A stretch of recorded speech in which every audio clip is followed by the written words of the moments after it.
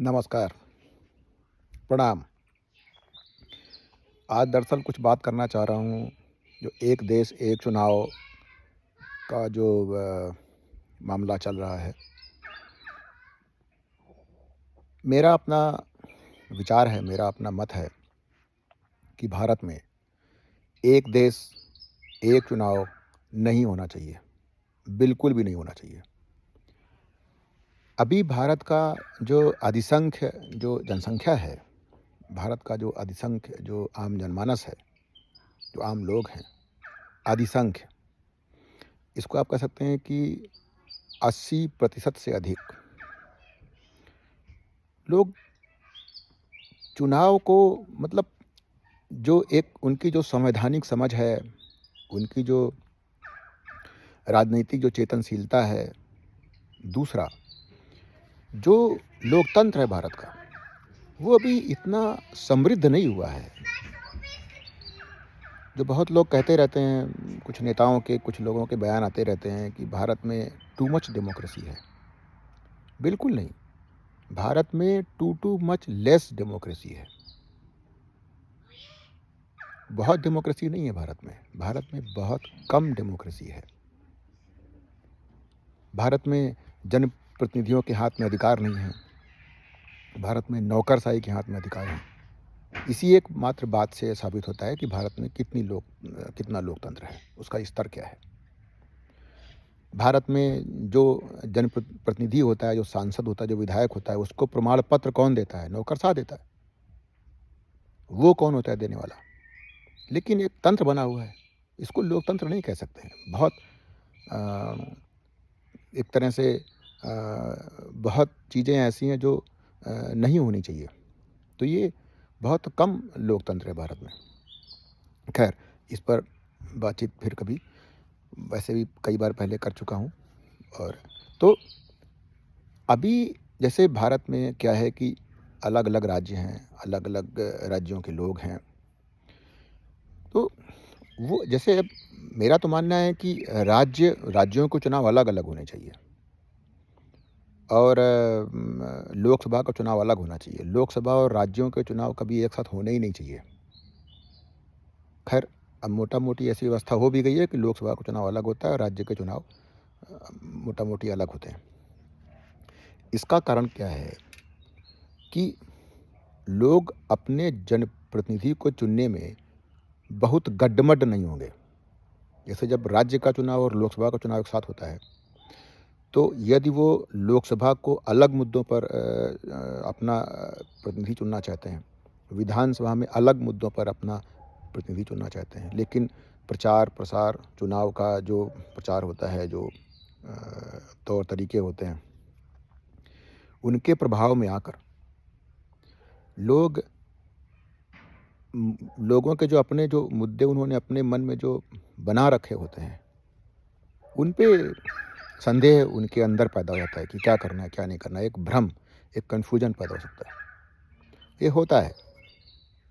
भई जिस देश में लोग शराब की एक बोतल पर या 500, 1000, 2000 रुपए लेकर अपना मत दे देते हों, बहुत लोग ऐसे हैं।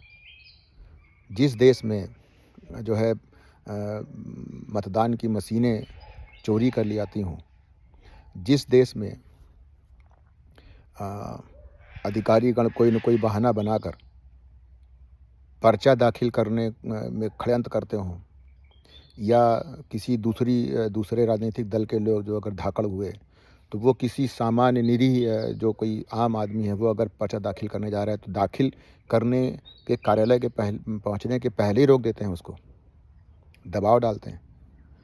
जिस देश में पर्चा दाखिल हो गया लेकिन कोई अधिकारी अगर सामने वाला दबंग प्रत्याशी नहीं है, तो उसके पर्चे को खारिज कर सकता है। जिस देश में मतगणना होने में झोल हो जाते हों, उस देश में कितनी मतलब संभावनाएँ हैं कि अ, तो जिस देश में ये सब होता हो, तो उस देश में कितनी संभावनाएँ हैं कि जो आम लोग हैं, वो अगर लोकसभा और विधानसभा दोनों के चुनाव अगर एक साथ होने लगे, तो कितना डिस्टर्ब रहेगा। दूसरा, अभी कितना भ्रम में रहेगा, कितना कन्फ्यूज़ रहेगा। जैसे अभी अ, अ, राज्यों के जैसे चुनाव हो रहे हैं, तो अलग-अलग राज्यों में चुनाव हो रहे हैं, तो लोग देखते हैं, अच्छा फलाने राज्य में फलाँ की सरकार आई, तो उन्होंने क्या-क्या वो क्या-क्या कर रहे हैं, तो उससे सीखते हैं, फिर अपने बारे में निर्णय लेते हैं। फिर और अच्छा दूसरे के यहाँ इसको चुन लिया गया तो उसने बढ़िया काम नहीं किया, तो क्या है कि वो एक तरह से स्क्रीनिंग होती रहती है। 6 महीने, 1 साल, 1.5 साल, 2 साल के अंतराल पर अलग-अलग राज्यों के चुनाव होते हैं, तो इसमें स्क्रीनिंग प्रोसेस भी लगातार चलता रहता है। तो इसलिए जो भारत जैसे देश में, जो एक बहुत जनसंख्या के रूप में विशाल देश है और लोग राजनैतिक रूप से बहुत जागरूक नहीं हैं, संवैधानिक समझ नहीं रखते हैं, है ना? और बहुत ऐसी चीज़ें हैं जिनकी उन्हें समझ नहीं है। उम, उसके इसके लिए वो निर्भर रहते हैं कि उन्होंने यूट्यूब चैनल देख लिया या मीडिया देख लिया या अखबार पढ़ लिया और इसी से अपनी मतलब अपनी जागरूकता, अपनी समझ का आधार तय करते हैं। या 2-4 लेखकों की कॉम्पिटिशन क्वालीफाई करने वाली कुछ किताबें पढ़ लीं, तो उसके आधार पर वो लोकतंत्र की समझ बनाते हैं। भारत में बहुत लोग तो ऐसा है जो भारत के संविधान के पन्ने याद करके ये मान लेता है कि उसे लोकतंत्र की बहुत गहरी समझ हो गई है। अरे! संविधान एक अलग चीज़ है, लोकतंत्र की समझ होना एक अलग चीज़ है। दोनों चीज़ों में फ़र्क है। आप पूरा संविधान याद कर लीजिए, घोंट लीजिए उसको और कोई अगर परीक्षा होती हो संविधान की तो उसमें आप जाकर के अगर हो रहा हो कि भई अ, नागरिक शास्त्र का मान लीजिए कोई परीक्षा हो रही है, तो उसमें आप 100 में 100 नंबर भी लेके आते हैं। इसका मतलब ये नहीं है कि आपके अंदर लोकतांत्रिक चेतना पैदा हो गई है, लोकतांत्रिक समझ हो गई है या आप लोकतंत्र समझ गए हैं कि लोकतंत्र क्या होता है। या आप चुनाव में मतदान करते हैं, चुनाव जीत जाते हैं, आप सांसद बन गए, विधायक बन गए, इसका मतलब ये नहीं होता है कि आपको समझ हो गई है कि लोकतंत्र क्या है, क्या होना चाहिए या आपको संविधान की समझ हो गई है। इन चीज़ों में फ़र्क होता है। या आप लोकतांत्रिक चेतनशील हो गए हैं, बहुत अंतर होता है इन सब चीज़ों में। तो जब तक भारत के अधिकतर लोग, कम से कम भारत की आधे से अधिक लोग, जब तक लोकतांत्रिक चेतनशील नहीं होते हैं, तब तक उन्हें लोकतांत्रिक समझ नहीं होती है। लोकतंत्र जब तक उनके अंदर बहुत गहरे बैठ नहीं चुका होता, तब तक भारत में एक देश, एक चुनाव बिल्कुल भी नहीं होना चाहिए और न ही भारत का संविधान बदलना चाहिए। भारत का जो भी संविधान है, जैसा भी संविधान है, जब तक भारत के अधिकतर लोग राजनीतिक लोकतांत्रिक रूप से बहुत अधिक चेतनशील नहीं होते हैं, बहुत अधिक जागरूक नहीं होते हैं, तब तक संविधान बिल्कुल भी कतई नहीं बदला जाना चाहिए। संशोधन करते रहिए, क्योंकि संशोधन आपने मतलब उसके मूल ढांचे से बिल्कुल भी खिलवाड़ नहीं किया जाना चाहिए, बिल्कुल भी नहीं। तो और दूसरा, अगर हम बात करें अभी जो चल रहा है, तो मेरा मानना है कि एक देश एक चुनाव का कानून बन पाना सरल नहीं है। मतलब मुझे पता नहीं कि सरकार वास्तव में चाहती है, नहीं चाहती है। देखिए, कोई समिति बनना इसके लिए, वो एक अलग चीज़ है। समिति बन गई, अब वो 2-3 साल बाद भी अपना रिपोर्ट दे सकती है ना? वो समिति बदल भी सकती है, मतलब कुछ भी हो सकता है उसपे। या हो सकता है कि 10 दिन में रिपोर्ट दे दे, क्या पता कि क्या अंदर खाने में चल रहा है। लेकिन मुझे लगता नहीं है कि ये कानून बन सकता है। इसका कारण क्या है कि इस तरह के बदलाव संविधान में, उसके लिए देश में जितनी भी राज्य हैं, जो मतलब जहाँ पे चुनाव होते हैं, जहाँ मुख्यमंत्री जो पूर्ण राज्य हैं। अब मुझे ये पता नहीं कि जैसे दिल्ली ऐसे राज्य हैं तो उनको अधिकार है या नहीं है, क्योंकि अभी एक नया कानून पारित किया है संसद ने, तो उसके कारण उनकी स्थिति क्या है कानूनी तौर पे देखना पड़ेगा। लेकिन अब मोटा-मोटी समझिए कि जो पूर्ण राज्य हैं, जो केंद्र शासित राज्य हैं, उनको अधिकार नहीं है, लेकिन जो पूर्ण राज्य हैं, उनमें से आधे की सहमति चाहिए होगी। इसके पहले या इसके साथ लोकसभा में 2/3 और राज्यसभा में 2/3 बहुमत। लोकसभा में एनडीए के पास 2/3 बहुमत नहीं है। 25-30 या 30-40 सांसदों की संख्या कम है, लेकिन वो जुगाड़ कर लेंगे, वो जुगाड़ हो जाएगा। लेकिन राज्यसभा में मतलब कितना भी जुगाड़ कर लें, यदि जो INDIA जो गठबंधन है वो अगर नहीं टूटता है, टूटने का मतलब उसकी जो प्रमुख जो पार्टियां हैं वो अगर नहीं टूटती हैं, तो भी तो कतई छोटी-मोटी 2-4 पार्टियां दरक भी जाती हैं तो कोई फ़र्क नहीं पड़ने वाला उससे। प्रमुख पार्टियां अगर नहीं टूटती हैं, तो ये राज्यसभा में 2/3 बहुमत की संभावना नहीं है। तो इसलिए मुझे तो समझ नहीं आ रहा है कि ये भविष्य के लिए है, एक मतलब एक चुनाव के पहले एक मतलब चीज़ छोड़ी गई है कि ताकि लोगों को लगे कि अगर दोबारा भाजपा सरकार में आती है, तो इस तरह की चीज़ होगी। एक ये हो सकता है कि हम ये करने वाले हैं, ऐसा मैं संदेश देश के लिए होगा, ताकि लोग जो है थोड़ा-सा और जुड़ें इनके साथ में। एक जो भी हो, मतलब एक देश एक चुनाव को पता नहीं क्यों इतना महिमा मंडित भारत में किया गया है, मुझे नहीं पता।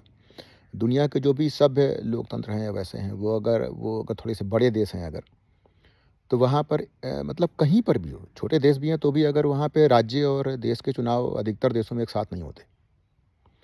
अमेरिका पे नहीं होते और ऑस्ट्रेलिया में नहीं होते। मतलब ये संभव ही नहीं है, होना ही नहीं चाहिए, इसका कोई मतलब नहीं, इसका कोई तुक नहीं है।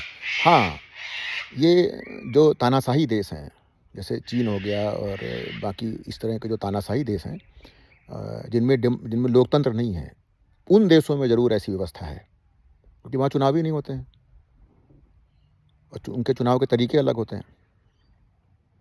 तो जो इस तरह के देश हैं, वहाँ पर ऐसी व्यवस्था है, लेकिन जो सभ्य लोकतांत्रिक देश हैं, वहाँ पर ऐसी व्यवस्था अधिकतर देशों में नहीं है, क्योंकि ये हो ही नहीं सकता है। और दूसरा, कई इसमें नुक्ते ये हैं कि जैसे मान लीजिए कि भारत में तो एक देश एक चुनाव संभव ही नहीं है। भई ठीक है, मान लेते हैं कि आप जिस चुनाव की बात कर रहे हैं उसमें पंचायत चुनाव नहीं आते हैं, या जो और भी बहुत प्रकार के जो चुनाव होते हैं, ढेरों चुनाव होते हैं ना। पता नहीं कितनी समितियाँ होती हैं, कितनी सरकारी सहकारी समितियाँ होती हैं, कितने मंडी बहुत कुछ होता है, तो बहुत चुनाव होते हैं। तो मैं मान के चल रहा हूँ कि उन सबको नहीं कहा जा रहा होगा, वो केवल लोकसभा और राज्यों के विधानसभा को एक चुनाव एक देश कहा जा रहा होगा। तो जैसे मान लीजिए कि किसी राज्य में मान लीजिए कि मिली-जुली सरकार बनती है, लोगों के आपस में मतभेद होते हैं, सरकार गिर जाती है, तब क्या होगा? क्या तब तक केवल इसलिए कि एक देश एक चुनाव होना चाहिए, तो तब तक के लिए जो है आप उस राज्य में, उस पूरे पूरे राज्य में आप लोकतंत्र रखेंगे ही नहीं, तानाशाही व्यवस्था कर देंगे उस पे, लोकतंत्र खत्म कर देंगे वहाँ से। क्योंकि एक कोई छोटा-सा नुक्ता है कि भई एक देश में एक चुनाव होना चाहिए। कोई पता नहीं किसके दिमाग की उपज है। 2-4 दशक से चला आ रहा है, पता नहीं किसने इस चीज़ की पुड़िया छोड़ी होगी, मुझे नहीं पता। लेकिन जो भी है, एक आधारहीन चीज़ है, मतलब एक बहुत ही बेकार रद्दी चीज़ है भारत के हिसाब से। तो उस चीज़ भारत के हिसाब से नहीं, दुनिया के किसी भी सभ्य लोकतंत्र के हिसाब से ये रद्दी चीज़ है। तो उसको जो है, मुझे पता नहीं है कि मतलब फिर उसमें भई आप लोकतंत्र को कैसे निलंबित कर सकते हैं? कहीं सरकार गिर गई तो। ये चीज़ है। जैसे मान लीजिए देश में ही, लोकसभा में भी मिली-जुली सरकार बनती है, बन गई। लोगों का मतभेद हुआ, सरकार गिर गई, तब क्या होगा? दूसरे जो बाकी राज्यों में, देश के अनेक राज्यों में मान लीजिए वहाँ पूर्ण बहुमत की सरकारें हैं। तो क्या उन सबको सरकारें गिराएँगे आप? क्योंकि एक देश में एक चुनाव होना है। या लोकसभा में सरकार अल्पमत में रहने के बावजूद प्रधानमंत्री बना रहेगा, केंद्रीय मंत्री बने रहेंगे, सरकार चलती रहेगी। ये बिल्कुल पता नहीं, मतलब जो है ये आधारहीन चीज़ें हैं, इसका कोई सेंस नहीं है, इसका कोई मतलब नहीं है। लेकिन बहुत लोग ऐसे हैं, मतलब मुझसे लगातार कह रहे हैं कितना बढ़िया बात है, कितना बढ़िया बात है। अरे भाई, इसमें क्या बढ़िया है?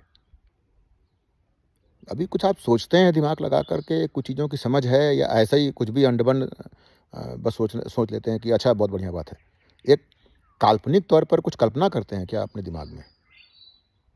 या वास्तव में आप सोचते हैं कभी लोकतंत्र के बारे में? सोचते हैं कभी चीज़ों के बारे में गहराई से? जानकारियाँ ठोस रखते भी हैं?